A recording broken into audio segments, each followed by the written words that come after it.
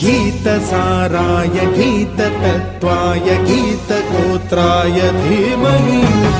गूढगुल्फाय गन्धमत्ताय गोजयप्रदाय धीमहि गुणातीताय गुणाधीशाय गुणप्रविष्टाय धीमहि एकदन्ताय वक्रतुण्डाय गौरीतनयाय धीमहि गजेशानाय भालचन्द्राय श्रीगणेशाय